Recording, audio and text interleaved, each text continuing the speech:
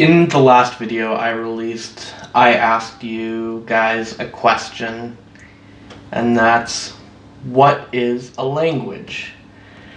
The determination we came to is that there isn't really a determination you can make. So let's ask another question. This one's one that I feel has an answer, but you may disagree with the answer I have, so I'm going to present it to you more as food for thought.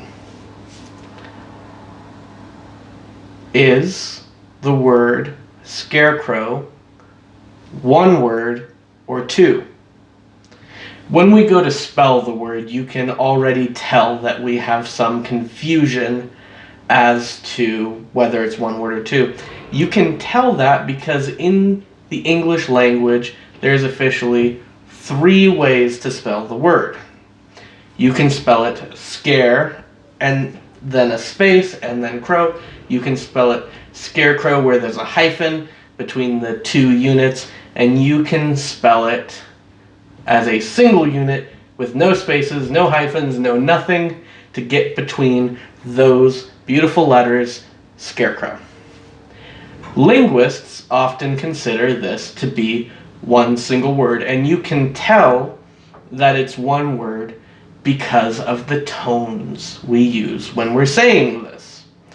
As English speakers, we're not used to the idea that the way we intonate something actually changes the literal meaning beyond maybe an emotion. But the fact is, it does.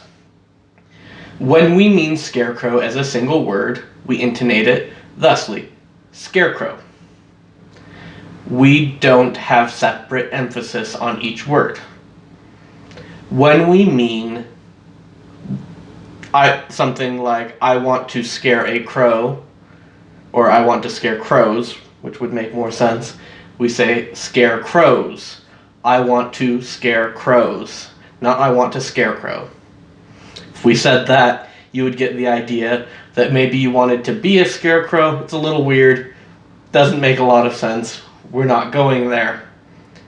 So is scarecrow one word or two?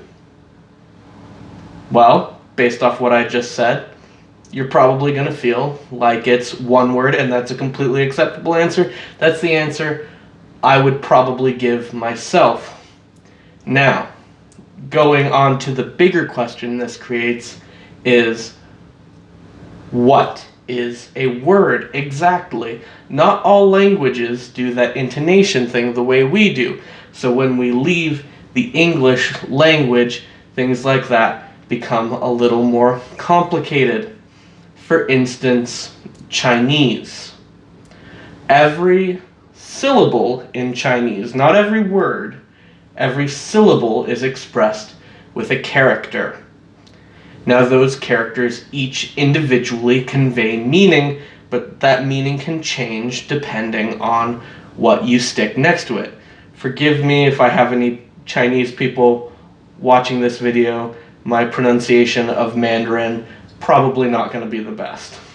Here's a good example though. The word for middle is zheng. The word for land is gua. If you combine those two together, you get zhenggua. And that does not mean middle land. It means China. Now, the reason it means China is because, hey, they thought of themselves as the Middle Kingdom. They literally thought they were in the middle of the earth. But it doesn't matter. It doesn't mean Middle Kingdom anymore. It means China. A Chinese person is Zhenggua Ren. But is Zhenggua and Ren a series of 3 words, or is it a single word? Obviously, every piece of that can have meaning. So you can say it's 3 words because you can use those words separately, and they still work as words. However, you can take the Scarecrow argument minus the intonation thing, because that's not how things work in Chinese, and you can say, because as a single unit, their meaning changes, they are just a single word, those 3 syllables. Languages like Turkish will have these long, stacked on words. You can express entire sentences in a single word, and it's made out of units that can't be used on their own. Plenty of languages do that, Finnish and the like. And that's different from what Chinese does, even though it's really functioning the same, except that in Chinese you can break up that unit and use it separately, where in something like Turkish you can't. To complicate the matter even more, for Zhanghua Ren, the meaning came from somewhere. It was obvious. Middle Kingdom person. Chinese man. Okay, that's great. What about the word tai-tai? Tai means too much. When you stick the word too much twice in a row, does it mean much too much? No, it doesn't. It means wife. But it's 2 syllables, not 1. And in Chinese, you can't really look at what they spell with spaces and without spaces as being different words, because Chinese isn't written with spaces. And it's written with very minimalistic punctuation. If there's any at all. In traditional writings, there wasn't. In Latin, there also weren't spaces when it was a spoken, living language. When they went to write it down, they didn't leave spaces. They didn't use punctuation. They didn't even use capital and lowercase letters. I know that blows your mind. You're so used to the Latin alphabet having both of those, but it didn't when it was an actual language that people spoke every day.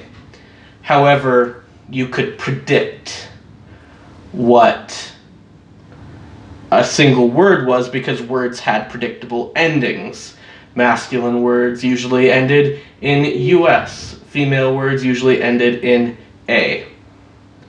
And so that's great for Latin, except what about words you tack on to other words, like the word and?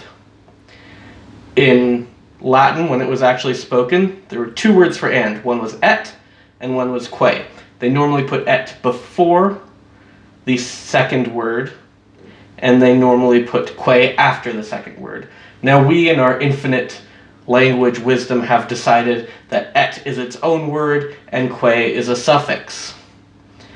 So when we write and the people, we write populusque, one word.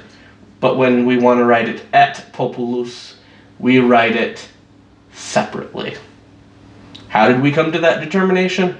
I don't know, and I don't know if anybody knows. Obviously, there are rules that work within a single language for determining what a word is, but that becomes complicated when you try to examine all of human speech as a whole. And that is what I'm going to end with, is that things aren't always as simple as we think they are, but there is an answer out there somewhere. We just need to come up with a better rule for describing it that we can all agree on. And I'm going to leave it there. Thanks for watching.